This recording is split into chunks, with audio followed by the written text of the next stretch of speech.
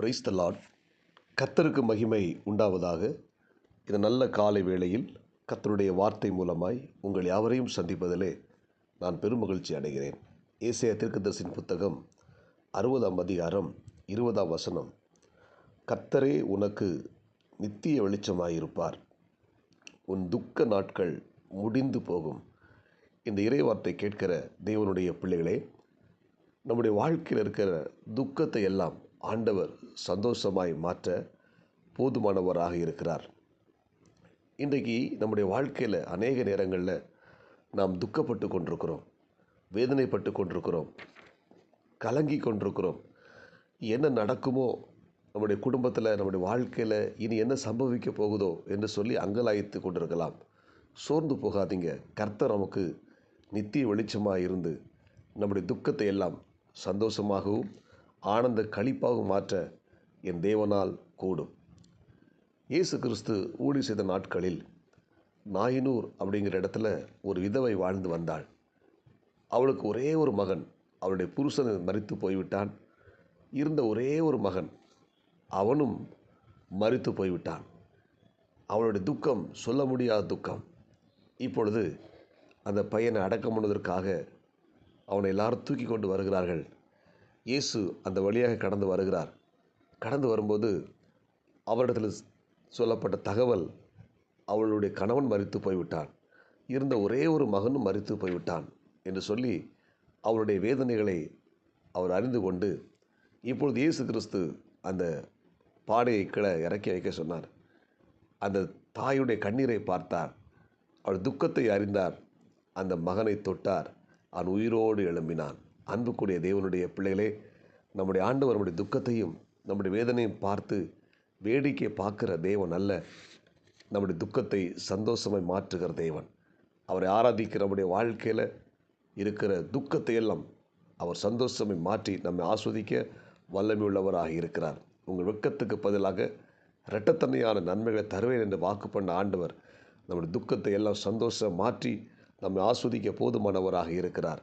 யாபேசை குறித்து வேதம் சொல்லுகிறது, அவன் தாய் அவனை துக்கத்திலே பெற்றாள் என்று சொல்லி அவன் துக்கம் நிறைந்தவனாய் யாபேஸ் காணப்படுகிறான். இந்த யாபேஸ் தேவனிடத்தில் போய் மன்றாடுகிறான். ஆண்டவரே, என் எல்லைகளை விரிவாக்கும், தீங்கு என்னை துக்கப்படுத்தாதபடி உமது கரம் என்னோடு கூட இருந்தனை வழி நடத்தணும், என் எல்லைகளை விரிவாக்கும் அப்படின்னு சொல்லி இந்த யாபேஸ் தேவனிடத்தில் போய் ஜெபிக்கிறான். இந்த யாபேஸ் தேவனிடத்தில் போய் ஜெபித்த பொழுது தேவன் அவன் வேண்டிக் கொண்டதை யாவற்றையும் அவனுக்கு கொடுத்து, அவன் சகோதரர்கள் எல்லாரை காட்டிலும் இந்த யாபேஸை ஆண்டவர் கனமுள்ளவனாய் மாற்றுகிறார். ஒரு துக்கம் நிறைந்த ஒரு மனிதனை ஆண்டவர் கனமுள்ள மனிதனாய் மாற்றுகிறார். அன்புக்குரிய தேவனுடைய பிள்ளைகளே, இந்த யாபேஸை போல நீங்கள் துக்கம் நிறைந்தவர்களாய் காணப்பட்டிருக்கலாம். வேதனைகள், கடன் பாரம், நெருக்கம், துன்பம், நஷ்டங்கள், இப்படிப்பட்ட சூழ்நிலைகளில் நீங்கள் வேதனையோடு கொண்டிருக்கலாம், கலங்கி கொண்டிருக்கலாம், துக்கத்தோடு கொண்டிருக்கலாம். சோர்ந்து போகாதீங்க. இந்த காலை நேரத்தில் உங்கள் துக்கத்தை ஆண்டவர் சந்தோஷமை மாற்ற வல்லமை உள்ளவராக இருக்கிறார், போதுமானவராக இருக்கிறார். ஆமேன். எனவே நீங்கள் கவலைப்பட வேண்டாம், எதற்கும் கவலைப்பட வேண்டாம். நம்ம ஆராதிக்கிற ஆண்டவரை இயேசு கிறிஸ்து இன்றைக்கு நம் நடுவிலே வாசம் பண்ணி கொண்டிருக்கிறார்.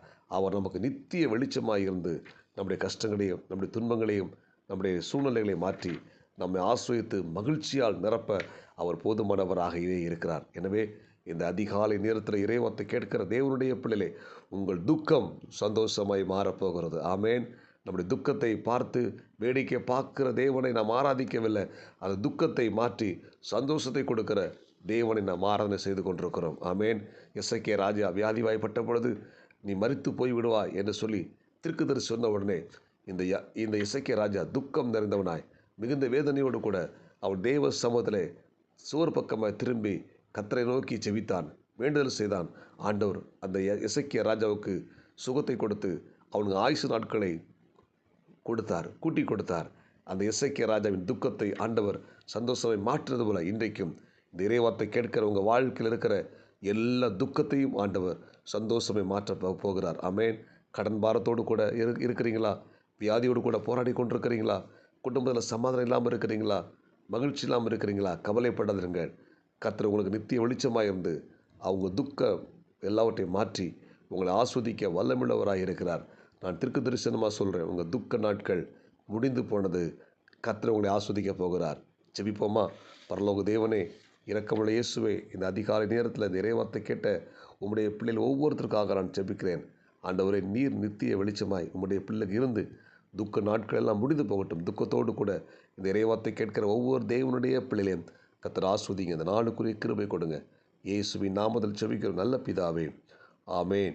God bless you. உங்கள் யாவரையும் கர்த்தர் ஆஸ்வதிப்பாராக. இந்த நாள் உங்களுக்கு இனிமையை அமையட்டும். ஆமேன்.